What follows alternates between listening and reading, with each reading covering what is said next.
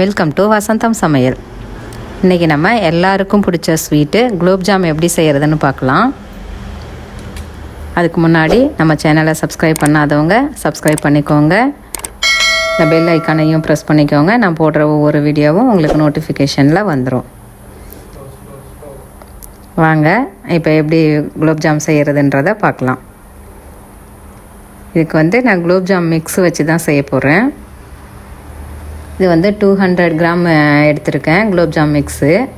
Gulab jam mix இந்த ஒரு கப்பில் மெஷர் பண்ணி எடுத்துக்கோங்க.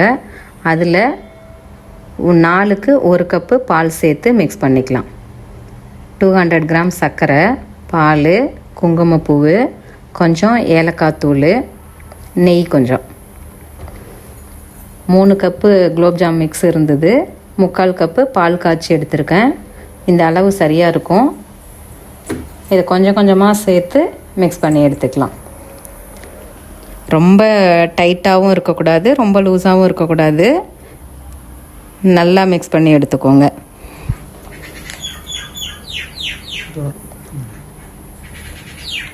மாவு மிக்ஸ் பண்ணுறதுல தான் இருக்குது, இல்லைன்னா அது உடஞ்சி வந்துடும். அந்த கிராக் எதுவும் இல்லாமல் நல்லா மிக்ஸ் பண்ணணும். பாருங்கள், இந்த மாதிரி நல்லா மிக்ஸ் பண்ணி எடுத்துகிட்டு லைட்டாக இதில் ஃபுல்லாக மேலே ட்ரை ஆகாமல் இருக்கிறதுக்கு நெய்யை தடவிட்டு மூடி வச்சிடலாம். இதை மூடி வச்சுட்டு நம்ம சுகர் சிரப்பு ரெடி பண்ணிக்கலாம். அது வரைக்கும் மூடி வச்சு இருக்கட்டும். ஒரு 10 நிமிஷம் கழித்து எடுத்து திரும்ப உருண்டை பிடிச்சி போட்டுக்கலாம். இப்போ சுகர் சிரப்பு எப்படி ரெடி பண்ணுறதுன்னு பார்க்கலாம். 200 கிராம் குலோப் ஜாம் மிக்ஸ் எடுத்ததுனால 200 கிராம் சர்க்கரை எடுத்துக்கிறேன். அதுக்கு 2 கப்பு, 1 கப்பு சுகரு, அதுக்கு ஒரு 1.5 கப்பு இல்லை 2 கப்பு தண்ணி வச்சுக்கலாம். இதில் அதில் மிக்ஸில் சொல்லியிருக்கிற மெஷர்மெண்ட்டு பார்த்திங்கன்னா 200 கிராமுக்கு 400 கிராம் டபுளாக போட சொல்லியிருக்கோம். நம்ம அந்த மாதிரி போட தேவையில்லை. நம்ம நார்மலாக ஸ்வீட் செய்கிறது ஈக்குவல் அமௌண்ட்டு சுகர் போடுவோம் இல்லையா, அதே மாதிரியே 200 கிராமுக்கு 200 கிராம் சர்க்கரை போட்டாலே சரியாக இருக்கும். எடுத்து வச்சுருக்கிற ஏலக்காய் தூளையும் குங்குமப்பூவையும் சேர்த்துக்கலாம். இது ஃப்ளேவருக்காக நல்லாயிருக்கும். ரோஸ் எசன்ஸ் சேர்த்தாலும் நல்லா தான் இருக்கும். பாருங்கள், ரொம்ப இது பதம்லாம் தேவையில்லை, ஜஸ்ட்டு கொதிச்சுதுன்னா போதும். இப்போ சுகர் சிரப்பு ரெடி ஆயிடுச்சு. இப்போ நம்ம மிக்ஸ் பண்ணி வச்சுருக்கிற இந்த மாவை எடுத்துகிட்டு உருண்டையாக பிடிச்சிக்கலாம். ஃபஸ்ட்டு இந்த மாதிரி கொஞ்சம் கொஞ்சமாக எடுத்துகிட்டு நல்லா அழுத்தி விட்டு வச்சுக்கோங்க. அப்புறம் அதை பாலாக நல்லா ரவுண்டாக பண்ணிக்கலாம். இந்த மாதிரி எல்லாம் எடுத்து வச்சுட்டு இப்போ நல்லா கையில் நல்லா ப்ரெஸ் பண்ணி இந்த மாதிரி மேலே கொஞ்சம் கூட அந்த கிராக் இல்லாமல் நல்லா ஷைனிங்காக ஆகிற அளவுக்கு நெய்யை தடவி உருண்டையாக பண்ணிக்கணும். இதில் கொஞ்சம் கிராக் இருந்தாலும் நம்ம அது எண்ணெயில் போட்டு எடுக்கும்போது வெடிச்சிரும். அதுக்காக அந்த நெய் கொஞ்சம் எடுத்து தடவிட்டு நல்லா அழுத்தி ரோல் பண்ணணும். நீங்கள் செக் பண்ணி பாருங்கள், தெரியும். நல்லா அழுத்தி ரோல் பண்ணும்போது அந்த கிராக் எதுவும் இல்லாமல் ஷைனிங்காக வந்துடும். அப்போ தான் அது கிராக் இல்லாமல் இருக்கும். இந்த மாதிரி எல்லாத்தையும் உருண்டையாக எடுத்து வச்சுக்கலாம்.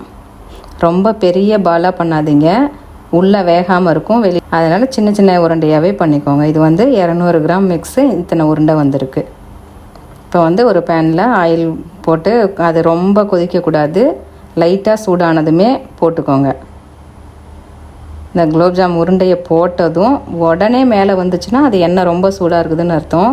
போட்ட பின்னாடி கொஞ்சம் கொஞ்சமாக தான் வெந்து மேலே வரணும். போட்ட உடனே கலர் மாறுனுச்சுன்னா வெளியில் வெந்திருக்கும், உள்ளே வேகாமல் இருக்கும். லோ ஃப்ளேமில் வச்சு நல்லா வேக வச்சு எடுத்துக்கோங்க. இந்த மாதிரி இருக்கிறது எல்லாத்தையும் போட்டு வேக வச்சு எடுத்துட்டு சுகர் சிரப்பும் ரெடி பண்ணி வச்சுருக்கோம். அதுவும் ரொம்ப சூடாக இல்லாமல் கொஞ்சம் ஆறி இருக்கும். இப்போ இந்த ஸ்டேஜில் எடுத்துட்டு ரெண்டுத்தையும் மிக்ஸ் பண்ணிக்கலாம்.